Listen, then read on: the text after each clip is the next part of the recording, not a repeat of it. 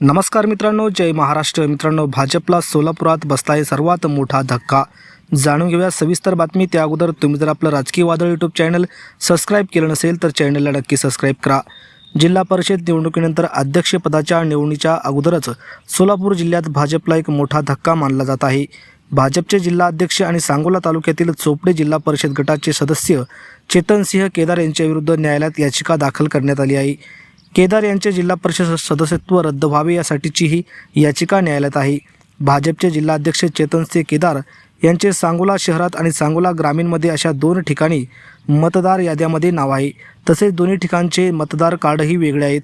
लोकप्रतिनिधी अधिनियम कलम 31 नुसार कुठल्याही भारतीय नागरिकाला एकाच ठिकाणी मतदार नोंदणी करता येते. या कलमानुसार शिवसेना उद्धव ठाकरे गटाचे RY घोटुकळे यांनी भाजप जिल्हाध्यक्ष चेतनसिंह केदार यांच्या विरोधात न्यायालयात याचिका दाखल केली आहे.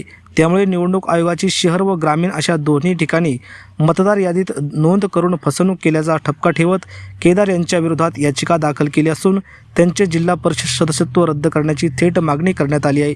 त्यामुळे हा भाजपला मोठा धक्का मानला जातो आहे. तर यावर तुम्हाला काय वाटतं? तुमच्या प्रतिक्रिया कमेंट बॉक्समध्ये नक्की व्यक्त करा. धन्यवाद. जय महाराष्ट्र.